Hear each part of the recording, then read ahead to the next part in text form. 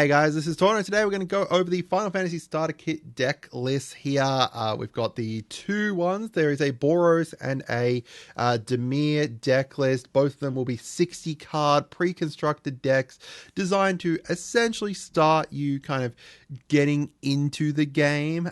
They are, designed around newer players and everything, but we're going to discuss if I think it's worth buying them as a new player, as a veteran, etc.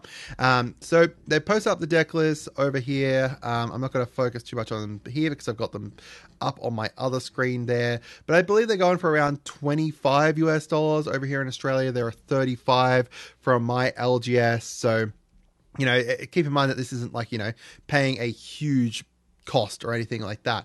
You are getting 120 cards for that though, which isn't too bad, as well as some Magic the Gathering arena codes, which even that is pretty decent. So let's go through the actual deck list. As I said, there's two of them. Both of them are based around a different one of the two, Final Fantasy VII main characters. So you've got Sephiroth here with Dimir, and then you've got down here Cloud's Planet Champion as a Boros one. The Dimir one's based more around control and kind of graveyard stuff and graveyard shenanigans, while the Cloud one here is based around equipment, as all the Clouds kind of do. So I've got them up here into Archidec just so that way I can show them easier for you guys. We'll start off with Cloud because I think, he's the most important one because he's the base of it. During your turn, as long as Cloud is equipped and it has he has double strike and indestructible, and then equip costs that target him cost 2 less. So that's a pretty kind of decent ability. One thing you're going to notice throughout both of these is that they are quite simple. They're simplified. They are designed for newer players who are just kind of getting into the game, kind of starting out, wanting to learn the game and everything. They're not super duper easy, not like if you're looking to get into actually I'll talk about that later. We'll go through the deck list first and then I'll talk about it. So each of them has 6 exclusive cards within them as well. So you've got let's go through kind of the deck list here. So within the Boros one here, you've got a whole bunch of equipments. Most of them have job select, as you can see here, which is great because that means when they're coming in, they're also going to bring in a 1/1 colorless hero creature token with it, and then that's going to equip onto it. Pretty good.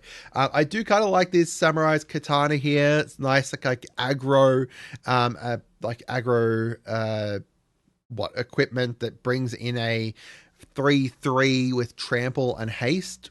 That's not too bad. The Warrior Sword has decent stats as well. The ultimate weapon is the first kind of exclusive we're looking at here. I'm not a huge fan of this one. It's gonna cost you 7 when it comes in. Destroys a creature, which is good, I guess, but it costs 7 to equip, as well as equipped creature gets +7/+7. The +7's good. The equip cost of 7 is not great. It's a very, very high equip cost. I do like that it also has the white aura sites in here, which is some nice removal. Which typically, the starter decks don't have as much removal because they want to design it around, being able to play the game. But having those there, I think, is nice. Into the actual creatures here, most of the creatures are, as you guessed, equipment based. You've got like Freya here, nice mana dork there that's going to be able to let you cast your equipment. So we've got Elder that gets Edelbird that gets bigger. Dwarven hero Castle Guard that creates a colorless hero when it dies. We've got Lightning as another exclusive here. Menace, when it deals combat damage to a player, exile the top card of your library. Just a nice kind of impulse draw there, which means that you exile it and then you can play that card. Except you can play it as long as you control this Lightning, which is nice.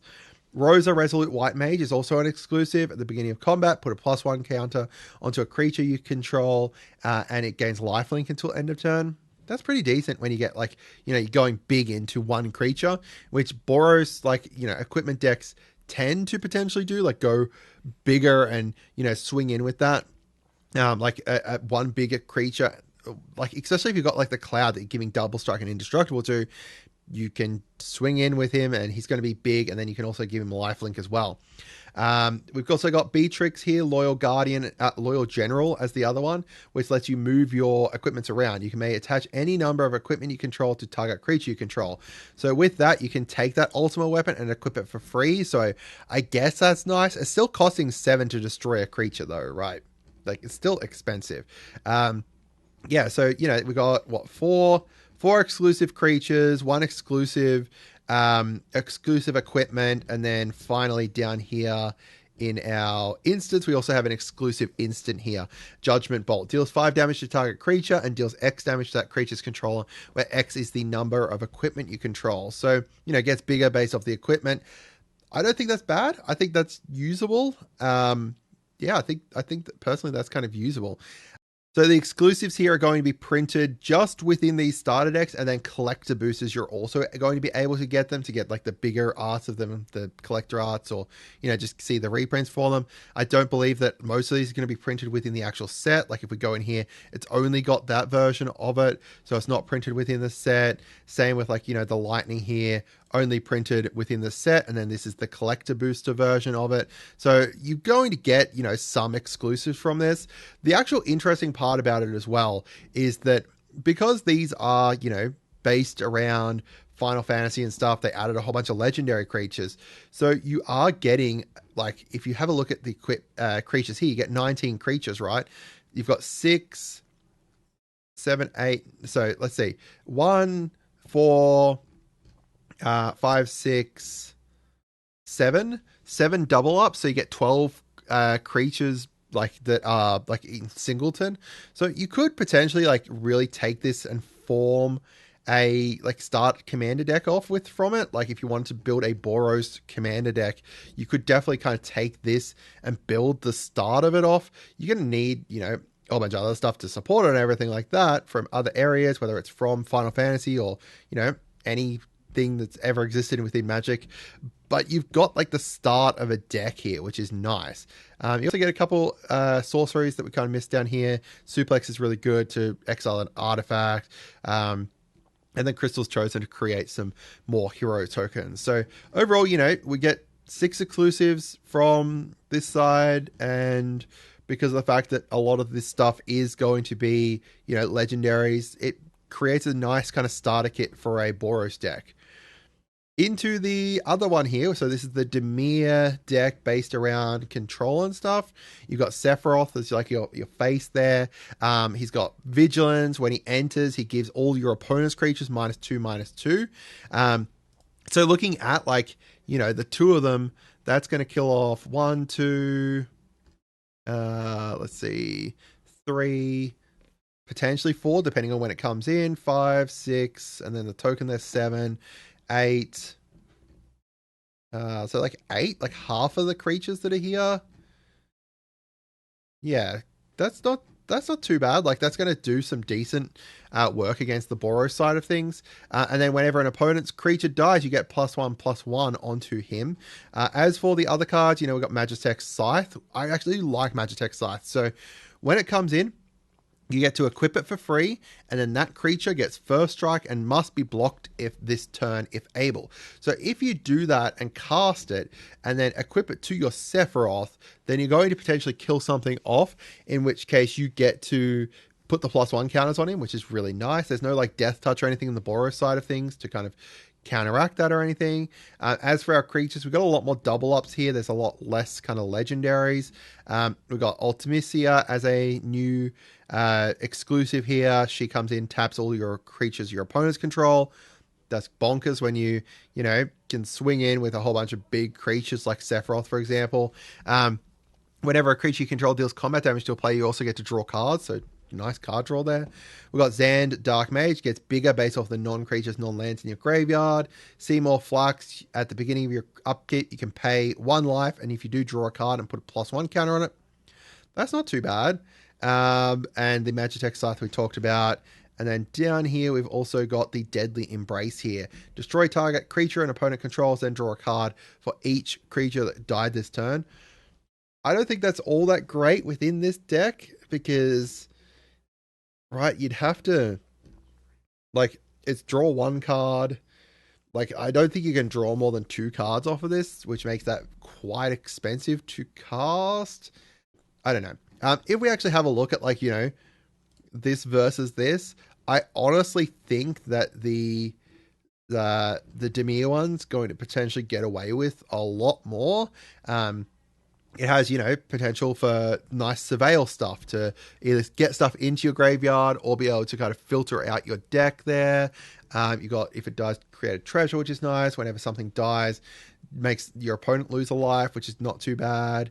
We've got 1, 2, like, what, that's 5 in total instance that are just destroy target creature, plus the deadly embrace there as well. This destroy creature, we get to some reanimate. Personally, I think the Demir one's going to potentially run away with the games. I don't think that the Boros one's quite fast enough with it. The Demir one also, you're not going to be able to build into a commander deck. I know we're not talking about commander necessarily. Commander deck as easily because of the fact that there's a lot more double ups here. You could potentially, like, do it, not like, it's not going to be too bad, but I don't think there's as much synergy between, like, Sephiroth as well, or even, like, the rest of this stuff here to kind of go alongside, like, your Sephiroth. You could use Zand, actually. Yeah, using Zand instead as, like, your commander wouldn't be bad because you could, like, build it more into a control-based deck, which I guess wouldn't be awful. Yeah, so, like, having a look at both of them, having a look at, like, for a new player versus veteran, I think that for a new player, this is going to be good. Like, they're pretty decent to kind of get them both, shuffle them up, verse each other. Like, if you're a newer player and wanting to learn the game, I don't think that this is the best way to start learning the game. I think the best way is the beginner box, which is this bad boy right here. I honestly think that the beginner box is the best way to kind of start entirely learning the game, but I think that this is like a good follow-up after that. Or if you're getting someone into the game because of, Final Fantasy, then this isn't a bad idea either. So definitely, like, as a newer player, I do think that they are worth it, definitely, to learn the game or to just kind of start building up your collection. In regards to veterans, I guess it depends, right? Like, if we have a look at the exclusives here, so you're going to get 12 exclusive cards for, say, let's say $25, right? Ultimate Weapon, I'd pass on. I think it's just too expensive. I think that the Destroy is nice and too expensive to equip unless you have ways to reduce it.